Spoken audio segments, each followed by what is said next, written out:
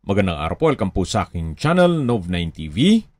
Patalasasan po, meron po ba kayong mga properties na napapabayaan or non-performing assets? Plan nyo ibenta, pero wala kayong oras pagbenta nito. Kung ito'y pagkakatiwala nyo po sa amin, tawag lang po kayo sa aking numero, usap po tayo, gawan ko po ng video for free. Yes, libre po. Wala po kayong babayaran. Tutulungan pa namin kayong mabenta ang inyong property. Kami na po bala sa marketing, sa boosting, pati po sa paid advertisements, even sa tripping. Hindi na po kayo mapapagod sa pag-entertain ng mga buyers. Kami na po bala sa lahat. Tawag lang po kayo.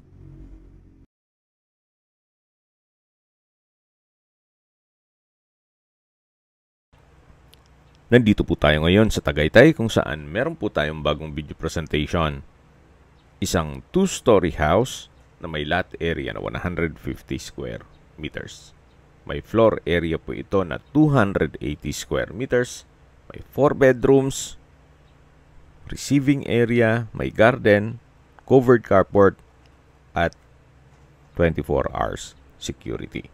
Ito pong driveway ay naka-tile flooring. Then, ito pong garahe ay naka-polycarbonate roofing. Yung pong sa dulo ay yung receiving area na pwedeng i-convert sa another bedroom. Yan po kung malaking pamilya kayo. Ito pong garahe ay kakasya ang dalawang sasakyan kahit SUV. At ito po yung tinutukoy ko na receiving area na naka-French door design.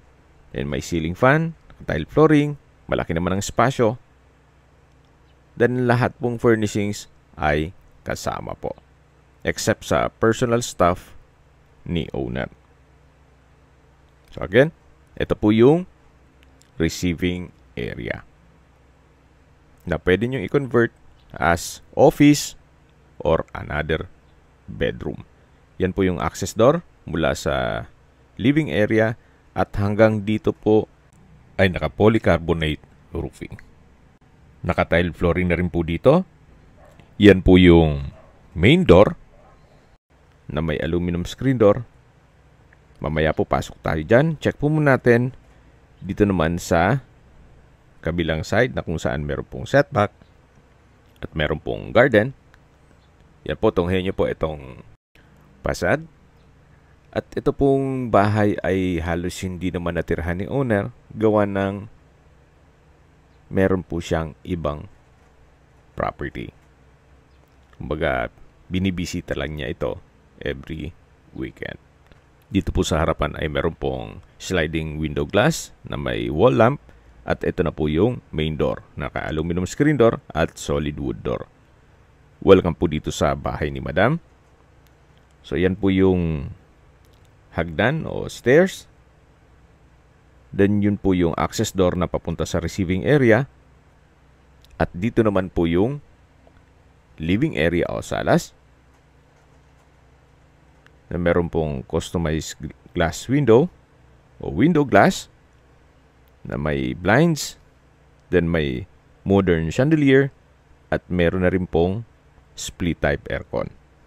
May sofa set, center table, may TV, naka-tile flooring. At dito naman po sa kabilang side ay yung dining area na meron pong 6-seater dining set at modern design chandelier. High ceiling din po siya at maayos po ang pagkapalitada ng ceiling at wall. Napakalinis po, napakaliwalas. Then mula naman po dito sa may dining area, ito naman po yung formal kitchen. May gas range, range hood, wall-mounted kitchen cabinet, then kitchen countertop, storage ng kitchen utensils, kitchen window with security grill, at stainless sink with faucet. Yan po ulit yung dining area. At matatanong naman natin yung first bedroom. Mamaya po check natin yan. Dito na po muna tayo sa common toilet and bath. Check po natin. Ito naman po yung naka-PVC door. Then mayroon pong vanity mirror, hand wash basin, bathroom cabinet, water closet with bidet. Then naka-tile bathroom wall. Ito po yung may shower enclosure. Then meron pong wall-mounted towel rack. At may hot shower set. Then overhead shower. Po yung common toilet and bath dito sa ground floor. Labas po tayo. At check natin yung ibang parte nitong bahay. Paglabas po natin, yung matatanaw natin yung formal kitchen, yung dining area, yung living area, at yung main door. Check po natin itong first bedroom na kung saan kung meron man po kayong PWD or senior citizen sa pamilya, itong kwarto na to ang para sa kanila. Pulido din po ang pagkapintura ng ceiling at wall.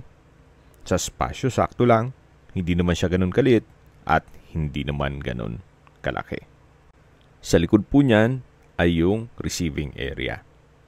May bed frame and mattress, bedside table. Kompleto na rin po. Then paglabas nyo po dito sa first bedroom, yan po ulit yung living area o salas na may sofa set. Then yan naman po yung access door na pinakita ko sa inyo kanina papunta sa receiving area. Ito po ulit yung main door at ito po yung hagdan na meron pong staircase window with blinds, naka-tiled concrete staircase, then tubular handrail at railing. Samahan niyo po ako. Akyat po tayo. At nandito na po tayo sa second floor. Dito naman po ay yung mga kwarto. Then dito naman yung common toilet and bath. At check po muna natin itong first bedroom na kung saan malaki po ang espasyo nito. Meron pong sliding glass windows with blinds at security grill. May window type aircon, naka-tile flooring, high ceiling with pin lamps, center lamps, bed frame and mattress, side table, may couch, then may floor lamp. At dito naman po yung second bedroom o third bedroom na ng buong bahay. May mga customized glass windows with blinds and security grill, window type aircon, may pin lamps, tile flooring, bed frame and mattress. At dito naman po yung wardrobe na naka soft close hinges din po yan. At labas po tayo. Ulit yung hallway. Then ito naman yung common toilet and bath na kung saan meron po itong vanity mirror, wall-mounted wooden rack, hand wash basin, water closet with bidet. Then meron pong shower enclosure. At from floor to ceiling po, itong tile bathroom wall, may hot shower set. At meron pong bathroom window na may blinds na rin. Po yung common toilet and bath. Yan po yung hagdan. Diyan po tayo umakyat kanina. Na meron pong mga staircase window. At dito naman po yung fourth bedroom. Ito pong fourth bedroom ay sakto lang ang spasyo niya. Then, meron pong bed frame and mattress, window type aircon. At sa dulo po ay merong spasyo na service area o laundry area. So, na-maximize nila yung space. Access door po dito, hindi yan naka-open. Po yung 4th bedroom. Then, meron din pong sliding window glass with blinds. At balik po ulit tayo dito sa hallway. Ito naman po yung access door na papunta naman dito sa may balkonahe. Meron pong rattan coffee table na 2-seater. May wall-mounted lamp. Then, ito pong flooring ay may artificial grass. Naka-aluminum screen door na rin po yan. Ito po yung mga kwarto dito sa 2nd floor. Then meron pong minimalist na chandelier. Habang naglilibot po tayo at pinagmamasdan nyo po itong buong kabahayan, pag-usapan na natin ang distance, location at travel time.